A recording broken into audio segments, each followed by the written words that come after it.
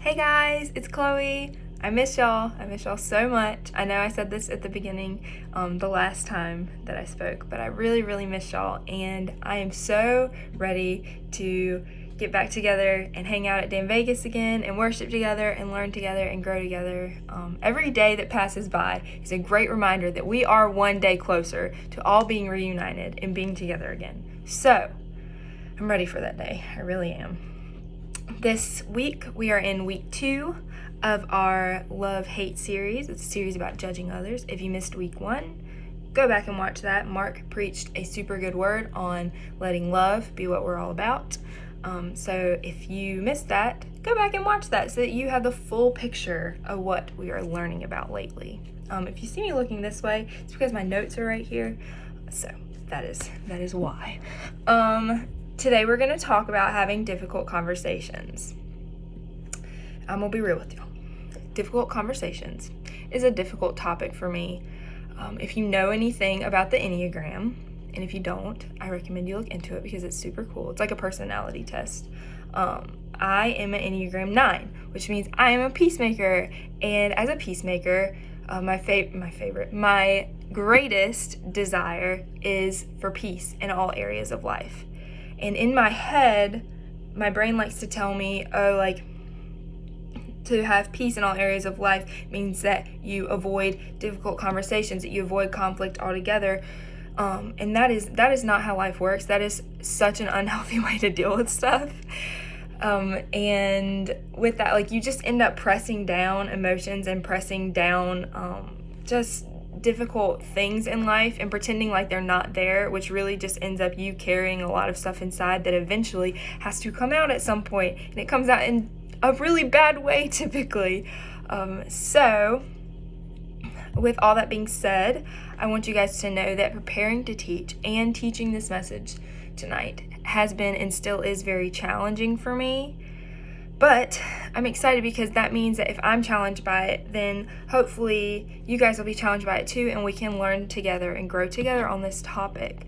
And I'm hoping that as we're learning how the Bible tells us to deal with difficult conversations and difficult situations, that we would not just be hearers of what it says, like James tells us, not to just be hearers of what the Word tells us, but to be doers, to not just hear it, but to act on it and live by it. So we are going to be learning together tonight, we are going to be challenged together tonight, and we are going to grow together tonight through this message if we choose to act on what we're learning. So, let's get right into it. Have you ever felt like you should say something to someone else, but you weren't sure of how to say it? Like, hey friend, you got ketchup on your forehead.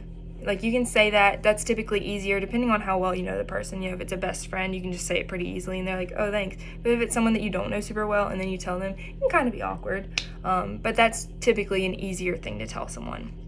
But how about, hey friend, the guy or the girl you're dating is bad news. Or hey, I feel like you're hanging out with people that are not a great influence on you. Not the easiest thing to speak up on, right? Speaking up in more serious situations can be a serious challenge for some people, including myself, and I'm sure including a lot of you too. So, what do we do when we're faced with the opportunity to have a difficult but needed conversation with a friend, with a sibling, whoever? What do we do? There are 2 sides that we typically fall on. One side, the side I fall on, avoids the conversation altogether, which is not good. Like we were talking earlier, it's not a good idea. And then the other side, they have no problem speaking up on anything. They will speak up anywhere, anytime. They are not shy. You don't have a problem telling people exactly how you see it. That's both sides that we have. And both of these sides have strengths and weaknesses. One side is not better than the other. The problem with sharing your opinion all the time, though, is that sometimes you might be speaking up in a way that doesn't make people want to listen. And that's not what we want to do. We want to set an example of Christ that draws people closer to Him, not pushes Him farther away. So if we're constantly being judgmental and constantly, seeming bossy and know-it-all-ish, that doesn't really draw people in. That more pushes people away. So, both of those sides have challenges, and both sides know what it feels like to feel the need to speak up, but find ourselves struggling and unsure of how to say what needs to be said. So what if we could learn a better way to approach difficult conversations, because difficult conversations have to happen, and the sooner we learn to approach them, the better. Like, I wish I had learned how to approach difficult conversations when I was younger in difficult situations, because then I could have been practicing it for so long. It wouldn't necessarily make it easier, but it would just be something that I have more in practice now, and so I wouldn't have to learn how to deal with it later in life. The sooner we learn, the better, right? So last week, Mark preached a super good message on how we should be all about love. And honestly, I mean, who wouldn't want to be known for loving others? Who wouldn't want to have the reputation of just being so kind and so loving all the time? Like, who wouldn't want to be remembered for the rest of their lives? Like, you graduate high school, you're 30, 40 years old, and all your friends are looking back and they're like, wow, I remember when I went to school with so-and-so, and they were so kind and so loving, and they made such a big impact in my life by how they treated me and how I saw them treat others. Like, I don't know about y'all, I want that. I want people to remember me for being loving and for, exemplifying Christ in my life. So, I mean, to some of us, it might sound cool to be remembered for being tough and kind of hateful and like trendy and like participating in the call out culture that we have. Like, I don't have TikTok, but I see, like, I have these suggestions on my YouTube for like the little compilation videos, and one that's really popular right now, it seems, unless I'm just really late to the party, is like calling out your friend for doing something bad, like kind of like betraying you, but calling them out and posting it on TikTok, like taking a video of you calling them out. And like, that's so toxic. Like, there's a way to approach me and be like, hey, I know that you did this and you did this wrong, but publicly, call out culture, we ain't about it. We ain't about it, y'all. At the end of the day, we all want to be remembered for having a lifelong positive impact, not a lifelong negative impact. You don't want, like I was saying, you're older, you've got a career, you've graduated high school, college, you've done all this stuff, and people are looking back. You don't want them to be like, wow, they were so hateful. They were constantly calling people out, and they really ruined my day every time I saw them. Like, nobody wants that. So if love is the goal, if letting love be what we're all about, how are we supposed to handle it when we see a friend doing something bad or dangerous or just downright dumb? Because, I mean, we all make dumb decisions. We all make bad decisions. So how would we handle it if we have a friend doing something bad or dangerous or dumb? Do we avoid them? Or do we fly off the handle and tell them that they're crazy and stupid and they've done all this? No, neither. Our culture likes to tell us that we're supposed to be okay with everyone else's choices because it's their life, and who are we to judge?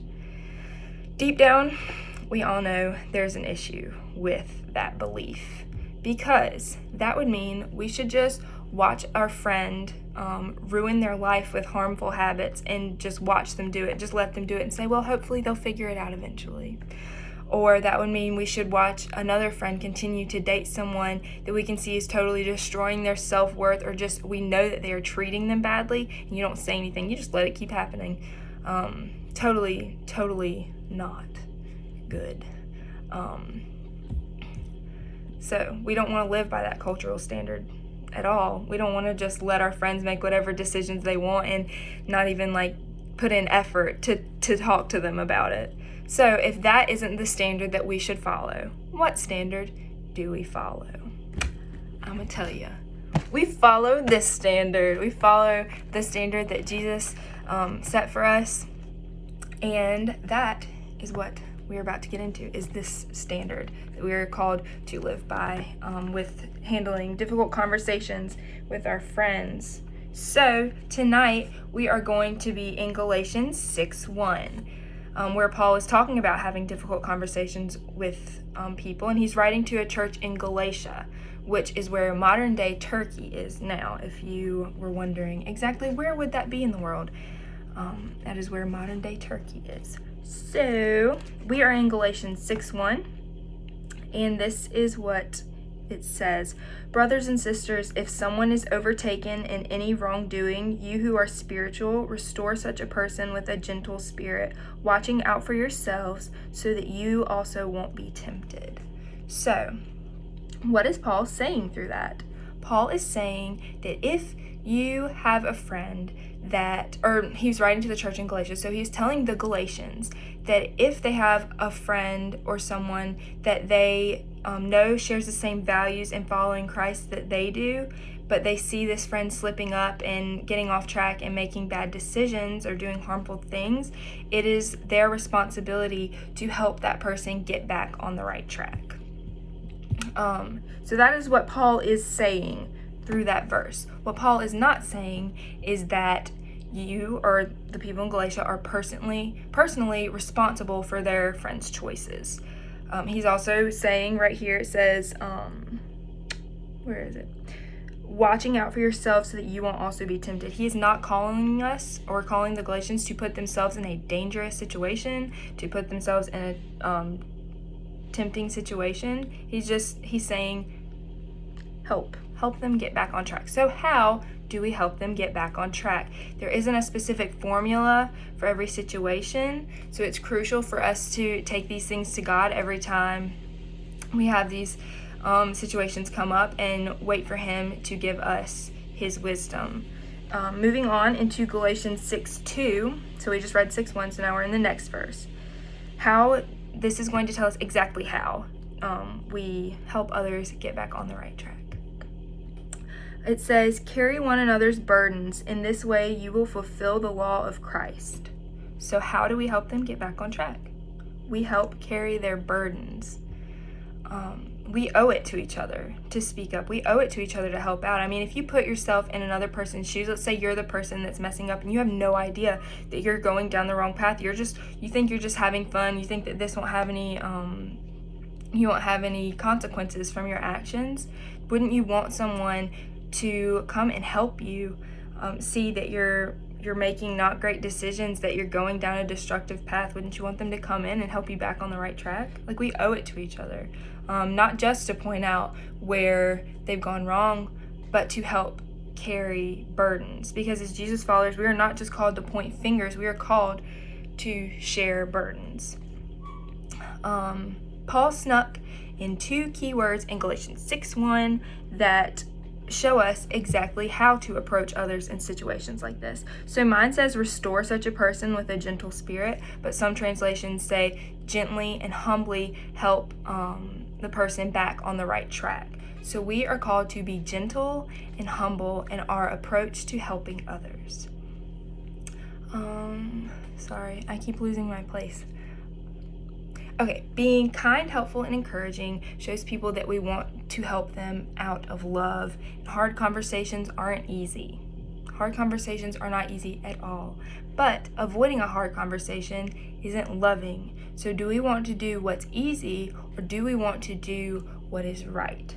Sometimes the most loving thing to do is not the easiest thing to do. And in those moments, we have to look and say, okay, do I want to have an easy life, or do I want to live by the standard that I've been called by Jesus?